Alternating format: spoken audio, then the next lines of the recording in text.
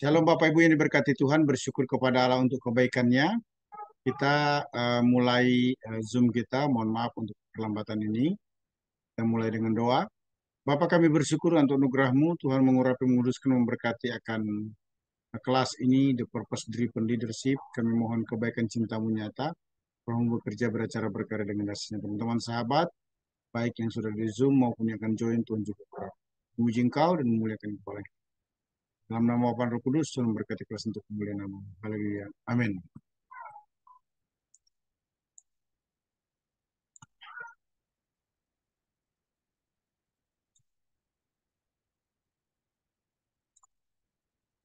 Bisa lihat ya, eh, Ya, bisa, Pastor. PowerPoint-nya bisa? Bisa, bisa. Bisa, Bisa, oke. bisa. Suara juga oke ya? Iya, mantap. Ya. Nah, kita masuk di kepemimpinan berprinsip atau principled leadership ya. Apa sih pengertian principled leadership? Kepemimpinan berprinsip itu artinya kemampuan untuk mempengaruhi orang lain untuk mencapai satu tujuan dengan cara menganut.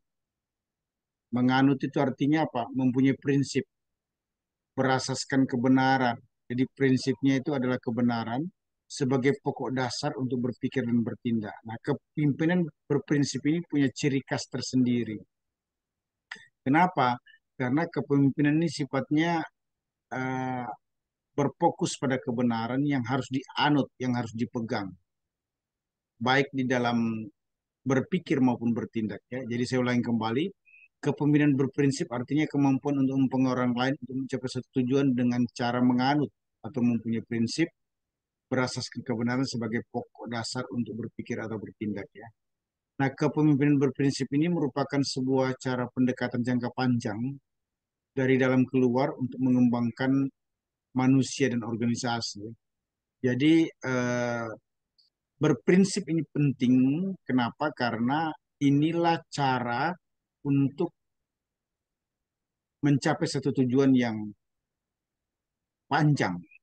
Tapi jangan lupa prinsip ini tidak boleh berubah-ubah, melainkan dia harus bertahan supaya apa yang menjadi harapan dari leader maupun juga yang menjadi follower, pengikut itu bisa dicapai ya. Nah, kunci untuk mengatasi tantangan yang menghadang kepemimpinan berprinsip ini apa? Menyadari adanya inti prinsip sentris di dalam diri kita maupun organisasi. Jadi sentralnya apa sih dari inti kepemimpinan berprinsip ini? Itu fokusnya harus tetap dijaga. Jangan sampai melewati yang menjadi rambu-rambu atau ketetapan. Karena ketika satu kepemimpinan tidak ada prinsip-prinsip teguh yang dipegang, itu akan mengakibatkan eh, follower akan tidak percaya kepada kita sebagai seorang leader maupun juga organisasi. Jangan memberikan perlakuan yang berbeda terhadap orang yang dinilai khusus atau memiliki potensi pengaruh tertentu. Karena itu sangat berbahaya ya. Nah, itu sebabnya kepemimpinan berprinsip ini harus diyakini, dipegang teguh. Kita perhatikan jenjangnya ya. Jadi ada jenjang tentang kepemimpinan berprinsip ini ya. Menurut Stephen Covey dalam buku Principle Center Leadership,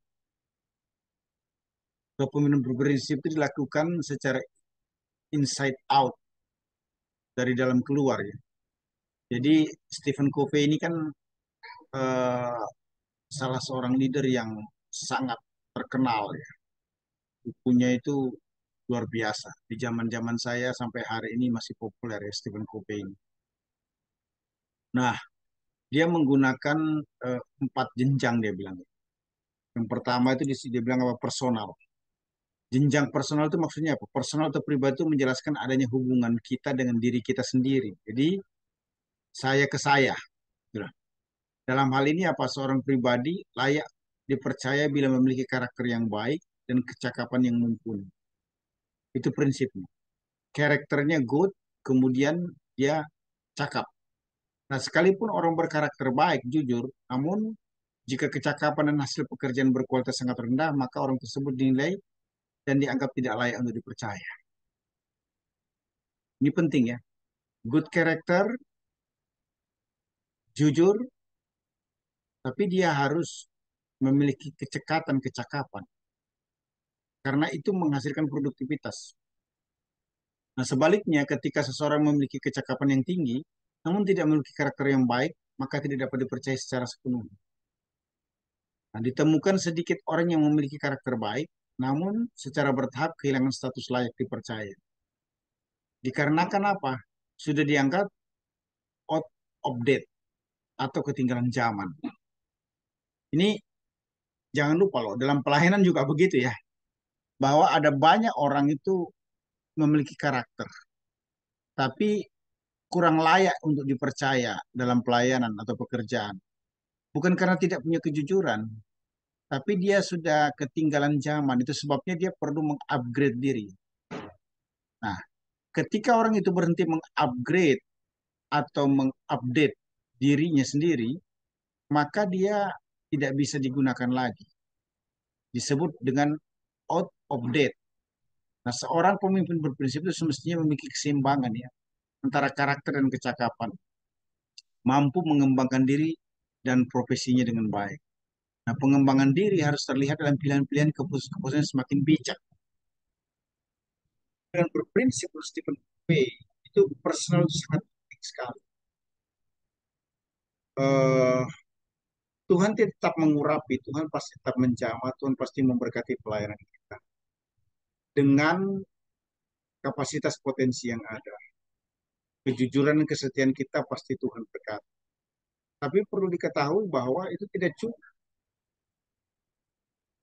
Karena itu merupakan standar basic yang harus kita miliki. Saya tidak merendahkan itu, tapi secara personal seorang pemimpin berprinsip itu harus mengembangkan diri. Nah, dengan demikian dia akan melakukan pelayanan uh, kekinian, gitu ya. Kekinian itu apa itu ya? Cutting edge, cutting edge itu apa? Mutakhir, mutakhir. Apalagi di zaman sekarang ini ya, sangat penting sekali kita sebagai seorang pelayan diurapi, tapi eh, bisa connect dengan kondisi situasi yang semakin berkembang. Ini penting ya. Kemudian bukan hanya personal tapi juga ada yang namanya interpersonal ya. Interpersonal antar pribadi maksudnya ya.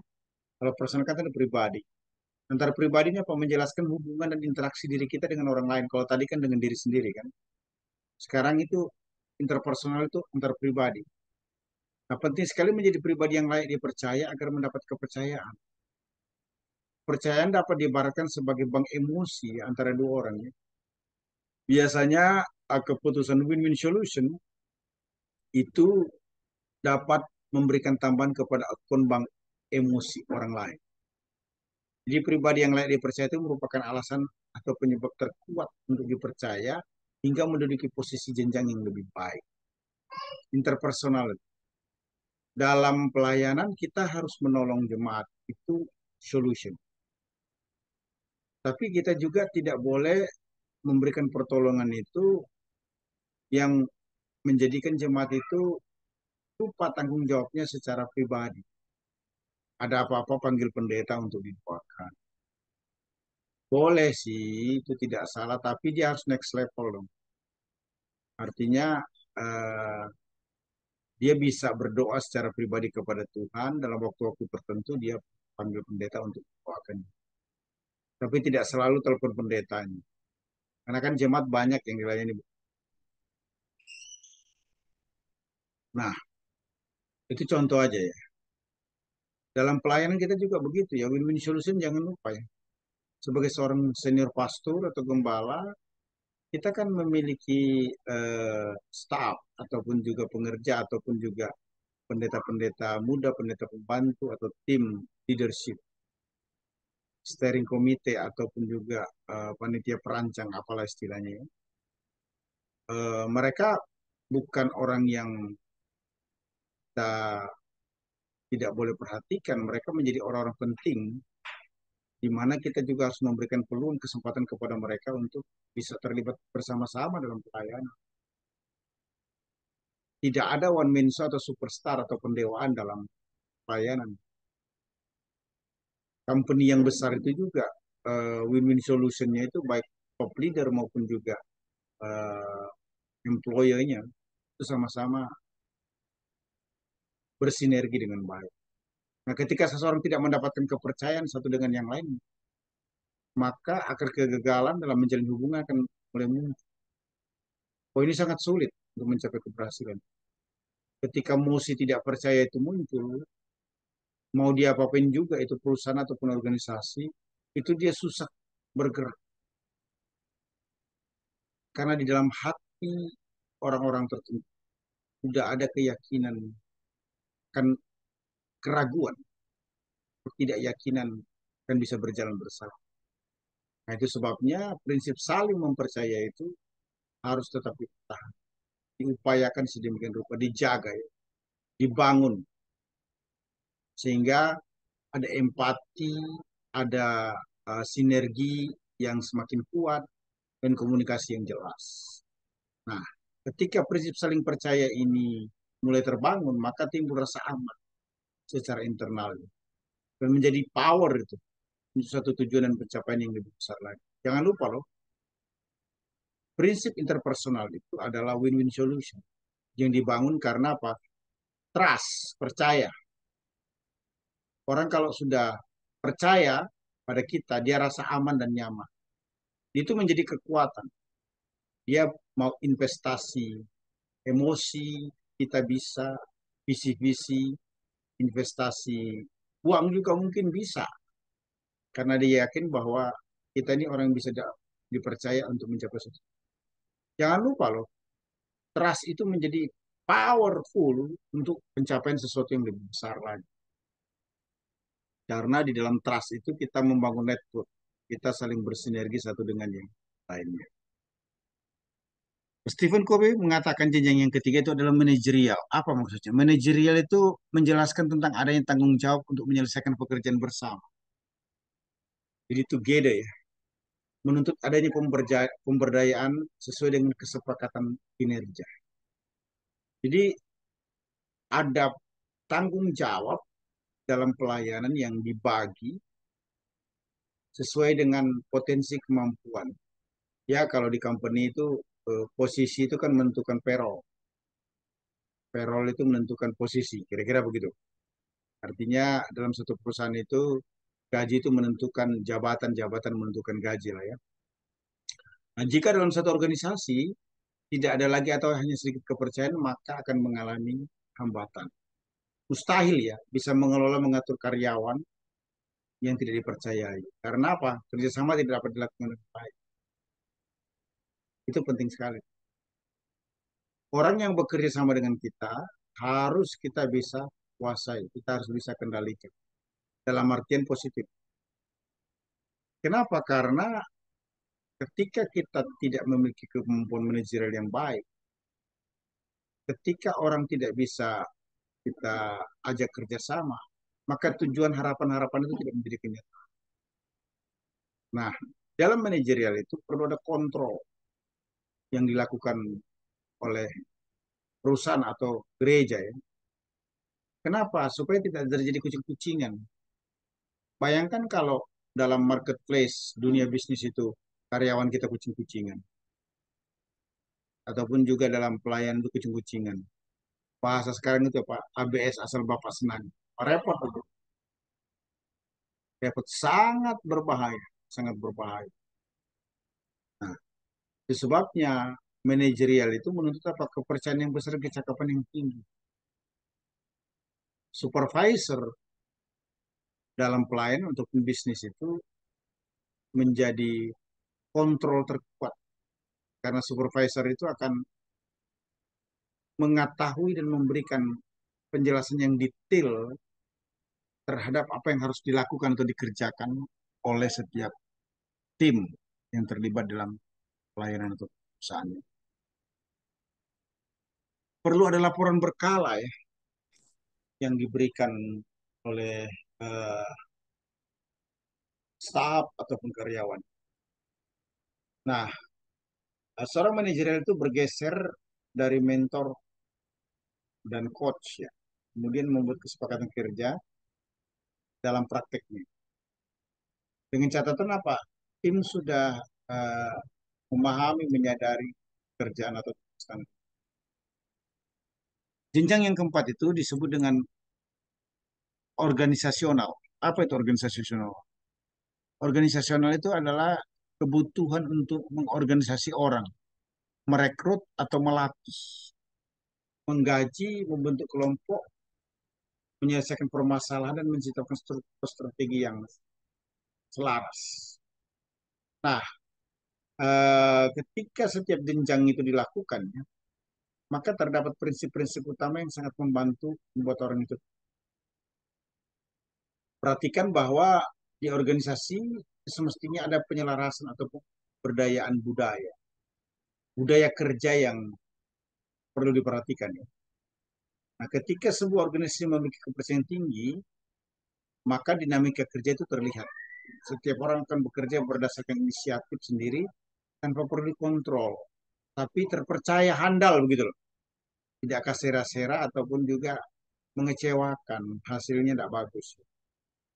Menyadari dan memahami apa yang akan dapat berjalan secara dinamis. Nah, itu sebabnya eh, reward dan punishment itu harus jelas di dalam pelayanan maupun juga bisnis. Punishment harus diberikan karena kelalaian, reward harus diberikan karena prestasi. Jangan sampai diabaikan itu. Kenapa? Karena prinsipnya kan semua orang butuh reward. Malu kena punishment.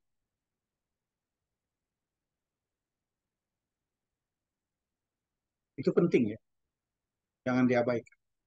Organisasi itu dapat berjalan dengan dinamis, kegembiraan dan semangat dalam mencapai satu tujuan atau harapan. Karena salah satu prinsipnya itu organisasi menerapkan reward and punishment. Visi dan misi merupakan penentu utama dari penyelarasan guna mencapai. Oke, itu jenjangnya. Jadi jenjangnya personal, interpersonal, manajerial, dan organisasional. Kemudian kita perhatikan kepemimpinan berprinsip ini ya. Kalau kita baca teks di dalam Alkitab itu ya, coba kita perhatikan firman Tuhan yang terdapat di dalam 2 Timotius ya.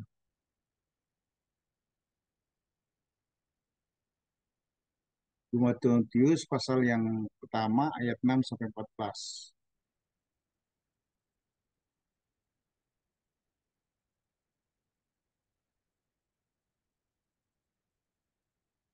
2 Timotius pasal 1 ayat 6 sampai 14 ya. Firman Tuhan berkata demikian. Karena itulah kuperingatkan engkau untuk mengobarkan karunia Allah yang ada padamu oleh penumpangan tanganku atasmu. Sebab Allah memberikan kepada kita bukan roh ketakutan, melainkan roh yang membangkitkan kekuatan kasih dan kehidupan. Jadi janganlah malu bersaksi tentang Tuhan kita, dan janganlah malu karena aku seorang hukuman karena dia, melainkan ikutlah menderita bagi Injilnya oleh kekuatan Allah. Dialah yang menyelamatkan kita dan memanggil kita dengan panggilan kudus. Bukan berdasarkan perbuatan kita, melainkan berdasarkan maksud dan kasih karunia-Nya sendiri, yang telah dikaruniakan kepada kita dalam Kristus Yesus sebelum permulaan zaman. Dan yang sekarang dinyatakan oleh kedatangan Juru Selamat kita, Yesus Kristus, yang oleh Injil telah mematahkan kuasa maut dan mendatangkan hidup yang tidak dapat binasa. Untuk Injil inilah aku telah ditetapkan sebagai pemberita, sebagai rasul dan sebagai. Itulah sebabnya aku menderita semuanya ini. Tapi aku tidak malu, karena aku tahu kepada siapa aku percaya dan aku yakin bahwa dia berkuasa memelihara apa yang telah dipercayakannya kepadaku hingga pada hari. peganglah segala sesuatu yang telah engkau dengar daripadaku sebagai contoh ajaran yang sehat dan lakukanlah itu dalam iman dan kasih dalam Kristus Yesus. Peliharalah harta yang indah yang telah dipercayakannya kepada kita oleh Roh Kudus yang diam di dalam kita. Nah, kepemimpinan berprinsip ini menurut Paulus dan Timotius ini ya, dalam 2 Timotius artinya ini kan surat Paulus kepada Timotius itu yang pertama itu memimpin dengan mengobarkan karunia. Jadi karunia itu perlu dikobarkan, tidak boleh dipadamkan. Kenapa 2 Timotius 1 ayat yang ke-6 berkata demikian? Karena itulah kuperingatkan engkau untuk mengobarkan karunia, mengobarkan. Maksudnya kata kuncinya itu mengobarkan karunia Allah yang ada padamu oleh penumpangan tanganku atasmu. Nah, kalau kita cek dalam naskah Yunani, istilah mengobarkan ini kan terjemahan dari Lembaga Alkitab Indonesia Perjanjian Baru. Ya. Dalam Perjanjian Baru itu digunakan istilah anasoperien. Secara gramatikal itu merupakan verb infinitive present aktif dari akar kata anazokureo. Diartikan itu hal sedang atau dalam proses mengobarkan. Jadi kata kerja anazokurein ini terkait dengan apa? Agar terus-menerus mengobarkan karunia. Terus-menerus mengobarkan karunia. Tidak berhenti mengobarkan karunia. Ini ciri dari kepemimpinan berprinsip. Jangan berhenti mengobarkan karunia yang ada. Nah, istilah anazopreo ini menurut sejarah penggunaannya itu jika dikaitkan dengan pengertian transitif maka bermakna menghidupkan kembali atau menyalakan atau mengobarkan. Dalam artian lain, kalau dia intransitif maka bermakna menghidupkan kembali, mengambil baru hidup atau mengambil kehidupan baru dari Allah, membiarkan iman menghidupkan kembali karunia seperti api yang terus berkobar dalam pelayanan itu maksudnya. Nah ini bisa terjadi karena apa? Kuasa Roh Kudus. Namun yang dituntut dari orang percaya itu adalah berdoa dan beriman, taat dan bertekun dalam pelayanan. Mengubarkan itu tidak bisa terjadi dengan sendirinya, tidak bisa dipaksakan. Harus ada connection dengan Allah. Karena Allah yang akan memberikan power buat kita untuk bisa menyala-nyala, menggebu-gebu, bersemangat dalam pelayanan.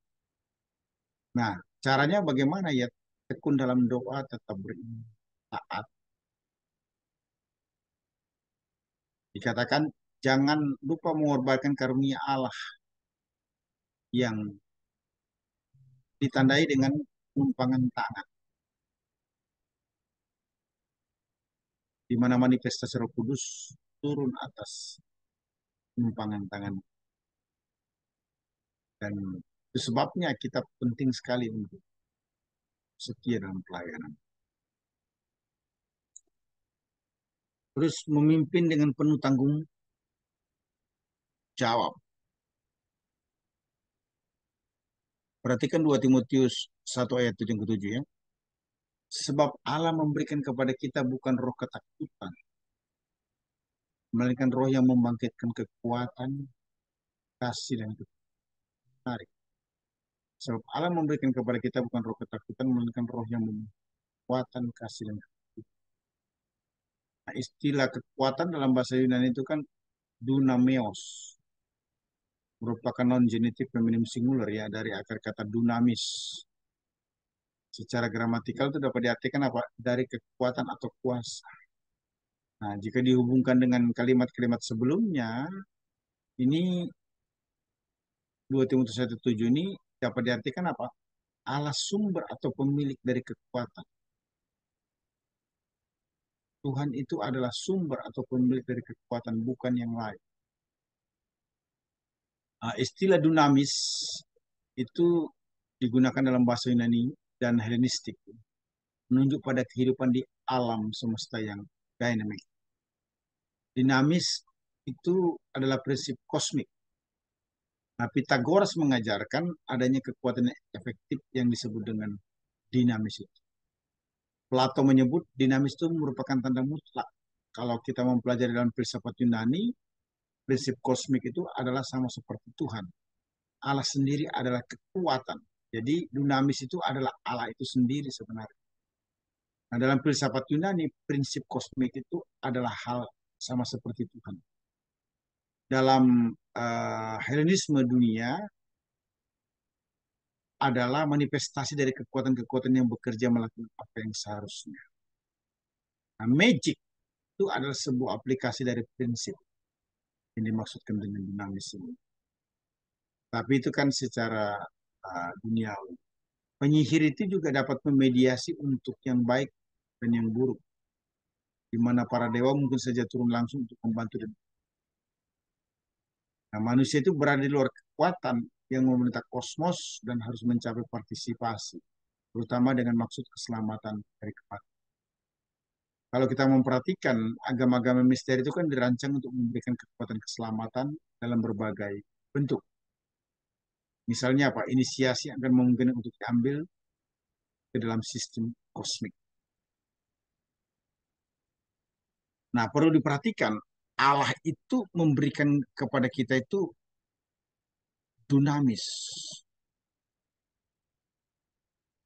artinya kekuatan, sehingga kita bisa memiliki tanggung jawab yang penuh. Ini luar biasa ya. Allah memberikan kepada kita bukan roh ketakutan, melainkan roh yang membangkitkan kekuatan kasih dan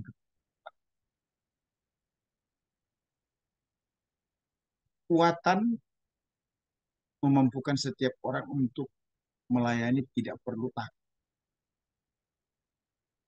tetap melayani dengan kasih dan ketertiban, dapat bisa menunjukkan tanggung jawab di dalam layanan. Yang ketiga adalah memimpin dengan keberanian.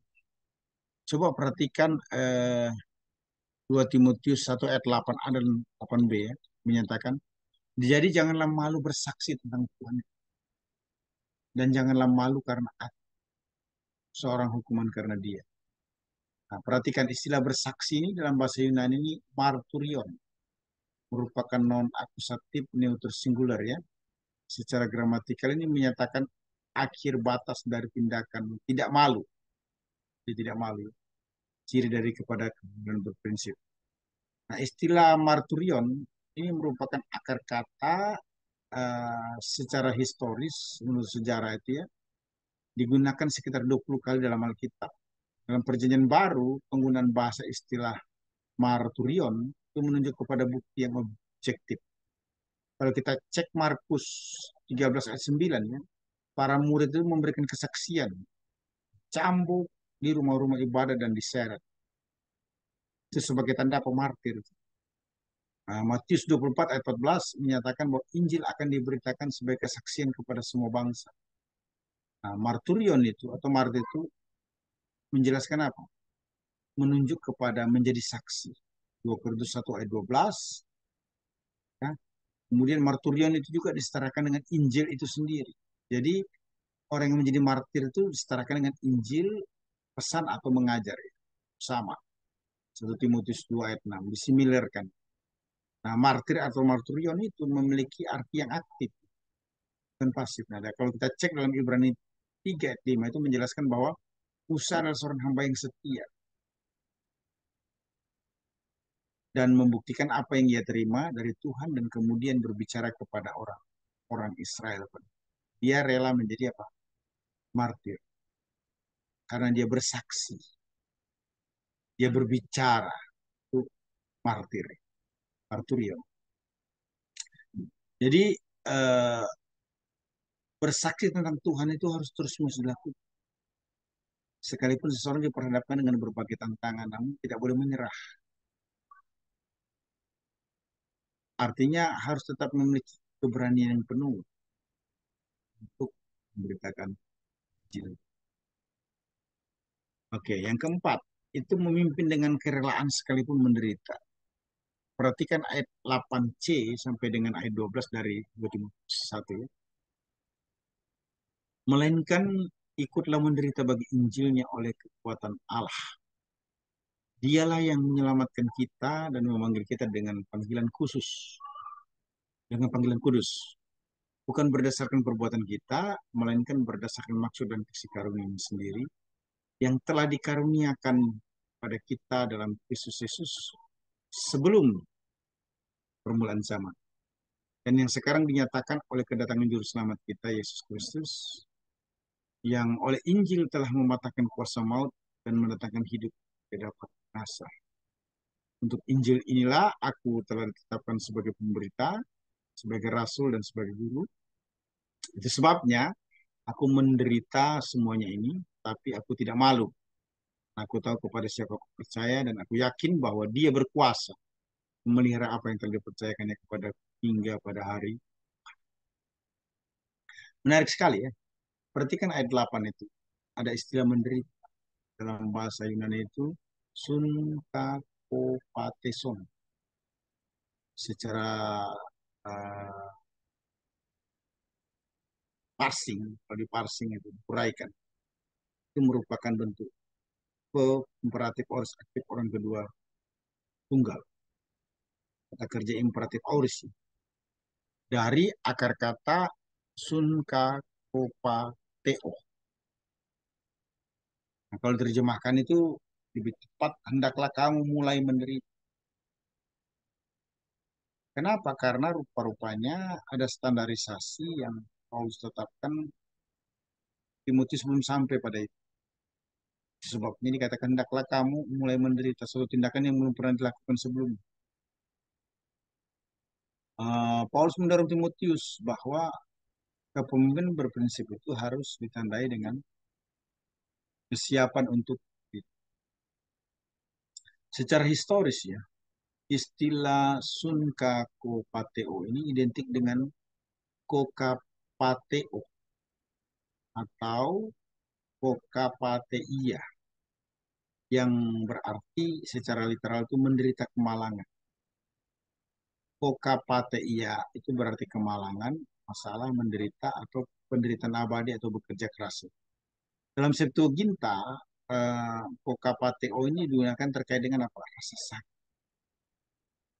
Dan kokapateia dalam Maleakhi 1:13 itu terkait dengan apa masalah. Dalam Yakobus 5:10 itu menyatakan penderitaan abadi lebih dari sekedar penderitaan biasa.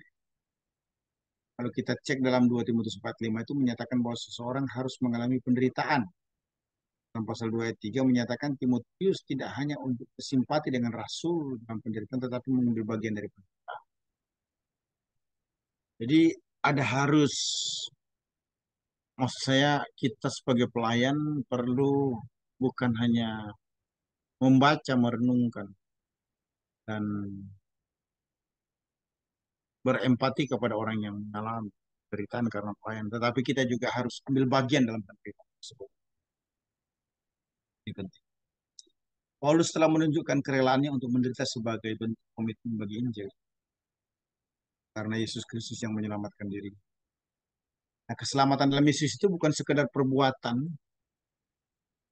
melainkan dikaruniakan Allah kepada setiap orang percaya. Artinya keselamatan bukan karena perbuatan baik dari manusia, tapi karena kasih karunia. Nah, itu sebabnya Paulus merasa penting sekali untuk rela menderita karena Injil Yesus Kristus. Kenapa? Karena Paulus menyadari bahwa keselamatan itu lebih dengan apa dibandingkan dengan apa. Sebabnya Paulus menjalankan tugas yang Tuhan berikan kepadanya. Paulus sekalipun terbelenggu dalam penjara karena memberitakan Injil, tapi Paulus tidak pernah malu, tidak pernah gengsi atau merasa terhina. Komitmen Paulus yang tidak malu itu bahkan rela menderita bagi Injil, itu yang harus menjadi teladan bagi orang percaya Tuhan penuh sekian. Ini penting sekali. Yang kelima itu memimpin dengan mengikuti teladan yang baik. Nah, perhatikan 2 Timotius 1 ayat 13 menyatakan, peganglah segala sesuatu yang engkau telah dengar daripadaku sebagai contoh ajaran yang sehat dan lakukanlah itu dalam iman dan kasih dalam Kristus Yesus. Nah, ciri yang menunjukkan memimpin dengan mengikuti teladan yang baik itu kata kuncinya adalah peganglah. Dari bahasa Yunani itu eke, merupakan verb imperatif present aktif orang kedua tunggal dari akar kata eko. Nah, secara gramatikal diartikan hendaklah kamu terus-menerus berpegang.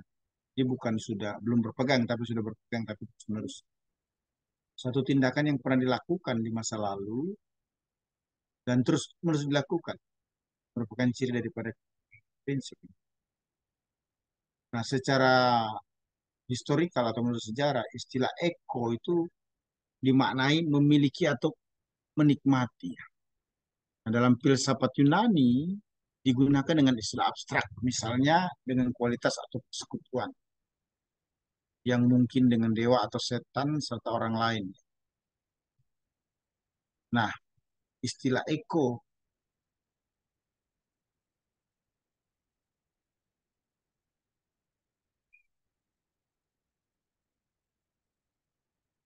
jadi lagi layanan, mati lagi. Hai,